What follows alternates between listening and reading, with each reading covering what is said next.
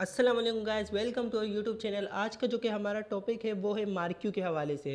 Marquee देखो बहुत ही important चीज़ है और मतलब जब सीखते हैं बंदा तो बहुत ही खुश हो जाता है क्योंकि ये ज़्यादातर यूज़ होता है। अब सबसे पहले आपने देखा होगा न्यूज़ वगैरह में, न्यूज़ चैनल देखे होंगे या फिर कहीं पे भी देखा होगा, स्पोर्ट्स के चैनल नीचे एक पट्टी जा रही होती है और आ रही होती है। वो हमारे पास होता है मार्क्यू के हवाले से और वो के आज हम लोग सीखेंगे।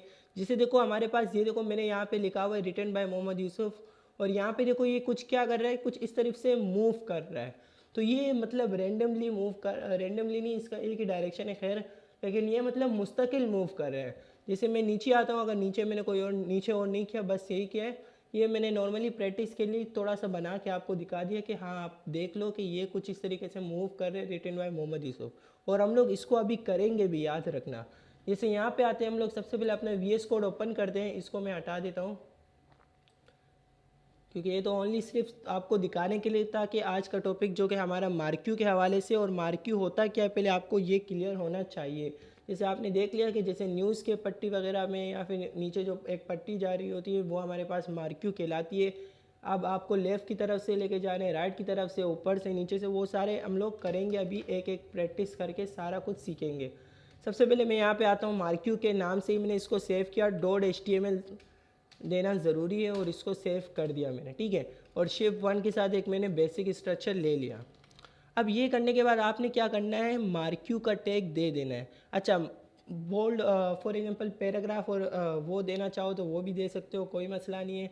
और फॉर एग्जांपल पैराग्राफ नहीं देना चाहो तो तभी भी कोई मसला नहीं है। अब फॉर एग्जांपल मैं पैराग्राफ चलो आपके लिए दे देता हूँ। पैराग्राफ मैंने ओपन किया, क्लोज़ किया, उसके बीच में मैं यहाँ पे मार्क्यू का टैग दूंगा। या फिर चलो पैराग्राफ को फ़िलहाल के लिए हटा देते, बाद में पैराग्राफ के साथ भी कर लेंगे। अभी फ़िलहाल क्योंकि पैराग्राफ भी आ रहे हैं, मार्क्यू भी आ रहे हैं, तो शायद कंफ्यूज हो सकते हो। तो यहाँ पे देखो ये मार्क्यू का टैग ओपन हो गया, क्लोज हो गया, यानी इसके बीच में जितना भी वर्ड होगा, जैसे यहाँ पे मैं लिखता हूँ रिटन बाय मोहम्मद यूसुफ, ठीक है। अब जैसे ये मैंने सिंपली लिखा, इसको मैं रन करके देख लेता हूँ यहाँ पे हमारे पास मार्क्यू असल में हुआ है भी या नहीं, ठीक है। जैसे मैंने पहले स्टार्टिंग में आपको बताया था, अगर ऐसे हुआ है, यानी ये देखो हमारे पास रिटर्न बाय मोहम्मद यूसुफ, और ये कंटिन्यूसली अभी रैंडम से नहीं, एक ही डायरेक्शन है इसकी, ये कंटिन्यूसली यहाँ पे क्या करेगा, मूव करेगा।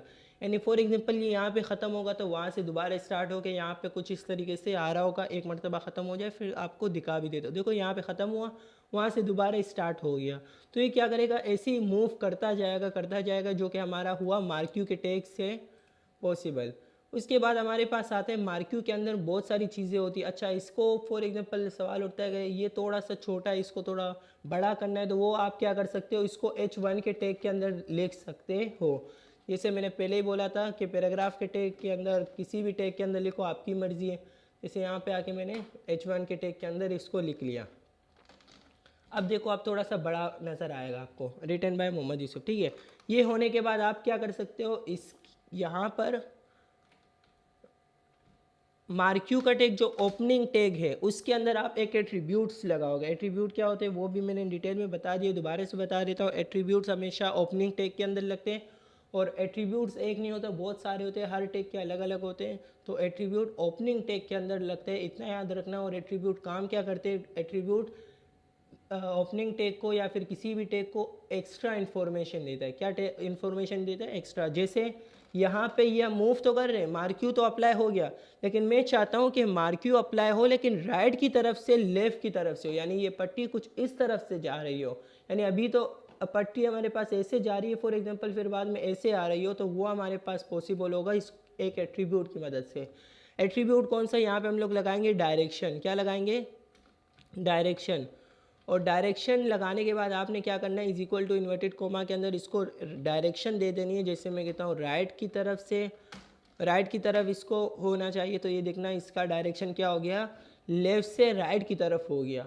अब फॉर एग्जांपल सवाल उठता है कि लेफ़्ट से राइट नहीं बल्कि ऊपर से नीचे होना चाहिए, तो सेम यहाँ पे आके हम लोग डायरेक्शन चेंज कर देंगे, हमारे पास हमारा काम हो जाएगा। जैसे यहाँ पे आके मैंने डायरेक्शन लिखा, अप लिखा, अप का मतलब होता है ऊपर, तो ये क्या हो गया, ऊपर की तरफ आप देखो कुछ इस तरीके से हमारे पास मूव कर रहा होगा। अच्छा सवाल बच्चों का आता है सर ये तो यहाँ से स्टार्ट हो रही है, या नीचे से क्यों स्टार्ट नहीं हो रहा है, इससे ऊपर जाए।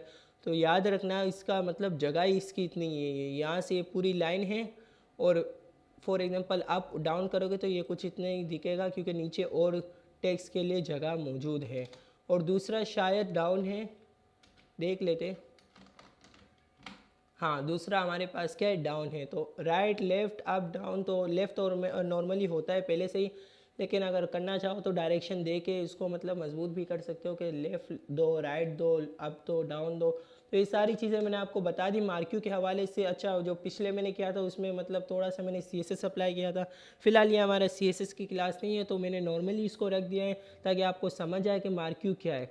आई होप आज की वीडियो आपको समझ आई होगी, और अगर अभी भी समझ नहीं आई है मार्क्यू के हवाले से और अगर अभी भी कोई सवाल है तो आप कमेंट सेक्शन में मुझसे ज़रूर पूछ सकते हो।